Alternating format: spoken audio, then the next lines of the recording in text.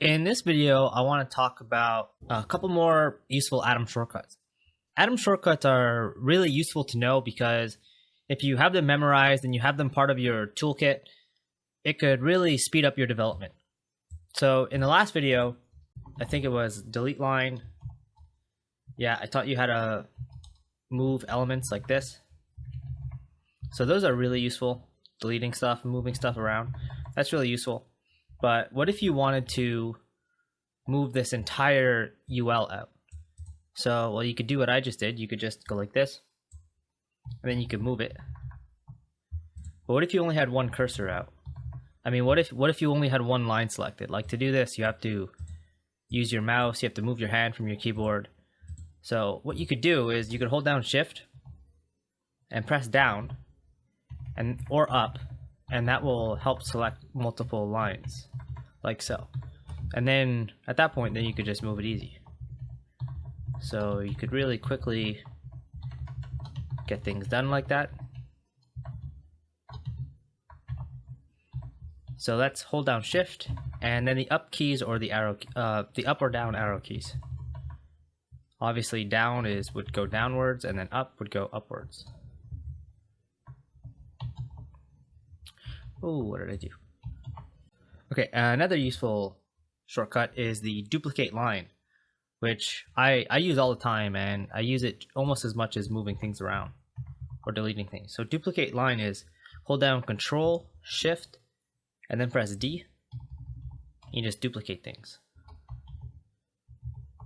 And you could do that with an entire selection selected, so like that. So you could select all that, then hold down Control, hold down Shift, and press D. Then you could just keep pressing D.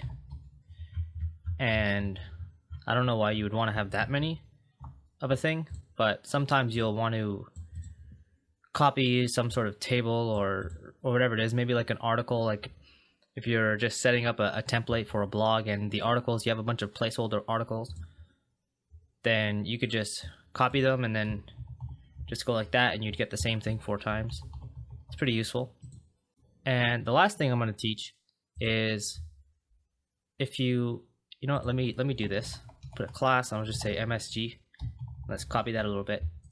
So what if you wanted to change all these messages? What if you wanted to change it to something else? Maybe you thought MSG wasn't semantic enough, or you just want to change the meaning for whatever reason. So what you could do is you could hold down Control and press D, and that will automatically select them for you. So you already know that you could do that by holding down Control and then manually clicking all of the places you want to select. But if everything you want to select is the same, like MSG, like the good thing about holding down Control is you can select this, then this, and then something down here. You know, you could select anything you want basically, and then you can go like that. But with the Control D, you would select all the messages, but it's a lot faster. So it's a little bit different. The holding down Control is useful for selecting all different spaces when there's basically no text in common. But when you want to select all of a certain thing, like if you want to select all L1s, you could just do the same thing. And then you could change all these to p tags. And then you can get rid of the, you get rid of the UL, and then you can hold down Shift and back that up a little bit. So another thing is that's kind of similar to this one right here, where you're selecting things.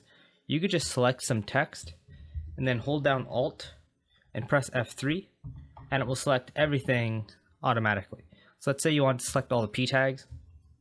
You could do this, but you basically have to tap the D key 10 times.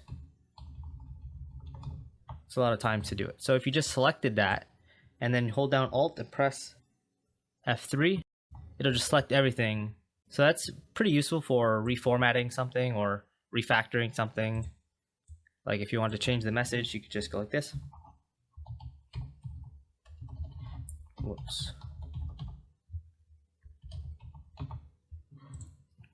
Okay, So that's going to be it for this video. And I hope you learned something, and I'll see you in the next one.